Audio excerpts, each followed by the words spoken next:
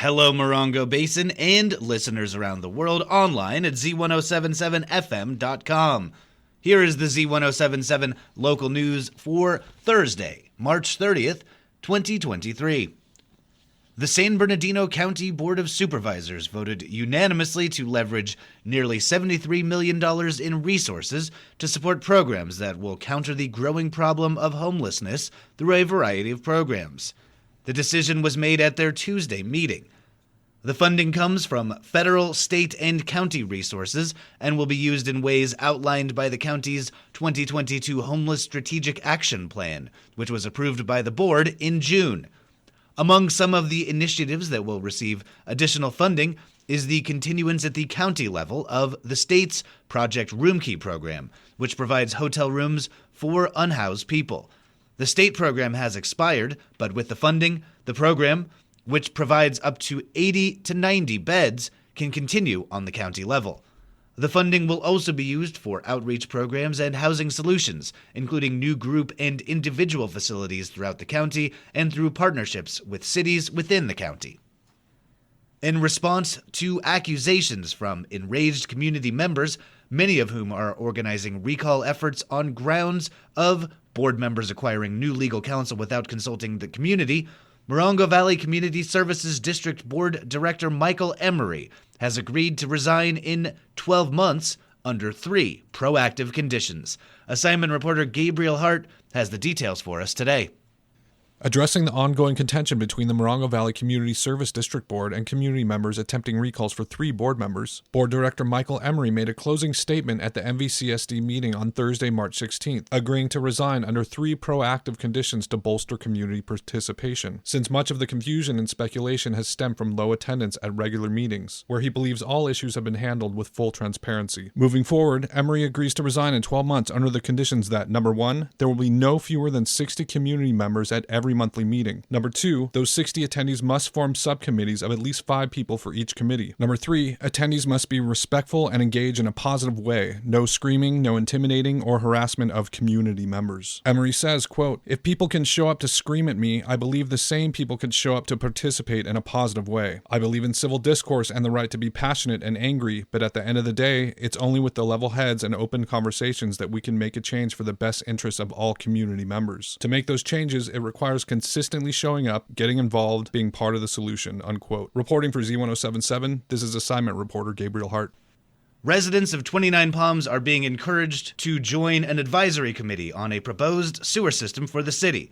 Reporter Heather Clisby has details. As Yucca Valley moves through Phase 1 of their own sewer project, 29 Palms is hoping to be not far behind, but they are asking residents to help. City leaders are encouraging residents of 29 Palms to join a new advisory committee to help guide a proposed centralized sewer collection system and wastewater treatment facility. The project would involve the conversion of septic tanks to a modern sewer system citywide. City Manager Frank Lucchino has stated that concerns about untreated sewage contaminating the groundwater is of utmost concern. Also, as the city faces a housing shortage, it has been noted that housing developers tend to avoid communities that are not yet on sewer, so there is an economic growth aspect at play. Government grants will play a role in financing the project, though residents will also be likely contributing for a sewer hookup. Residents interested in joining the Community Advisory Committee should submit an online application by Thursday, April 20th. Look for the link in this story at Z107.7fm.com. Reporting for Z107.7, this is Heather Clisby.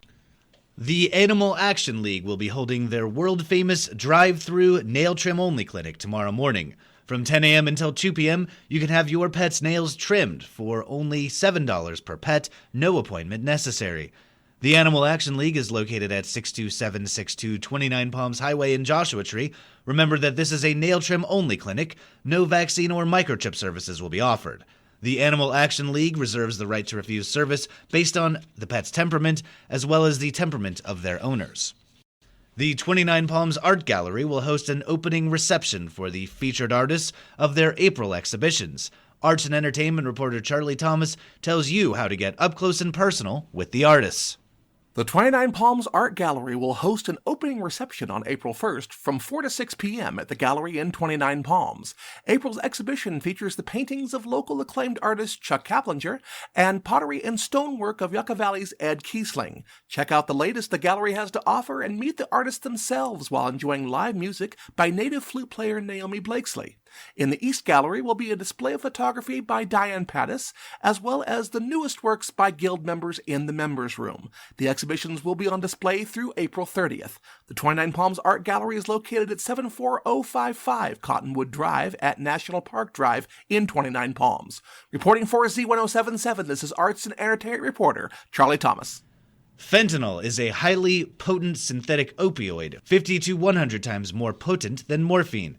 Since 2018, fentanyl has been responsible for most drug overdose deaths in the United States, over 71,238 deaths in 2021 alone.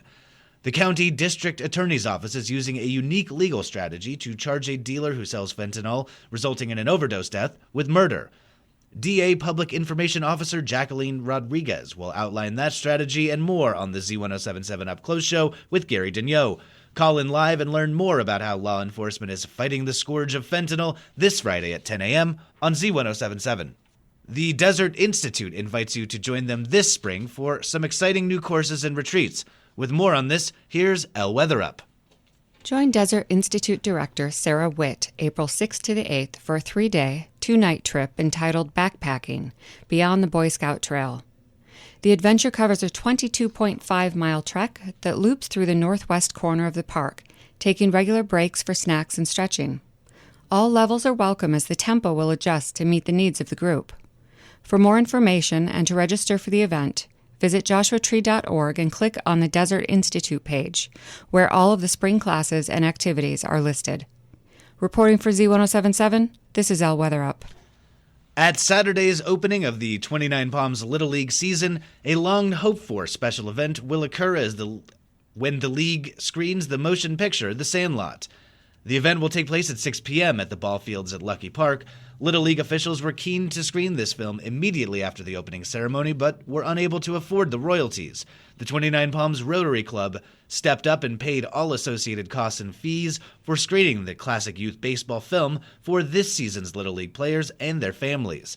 The Sandlot helps kick off what is expected to be an incredible season of Little League baseball in 29 Palms.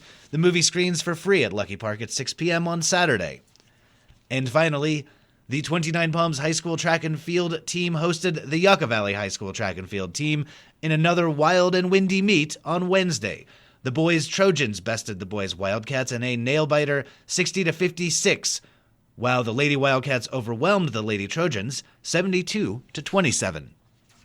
That's our local news. Hear local news 7 times a day, 7 days a week at 7, 8, 9, noon, 4, 5, and 6. More Morongo Basin residents get their local news from Z107.7 than any other source. Reporting for the Morongo Basin News Leader, the award-winning Z107.7 Local News, I'm Jeff Harmetz.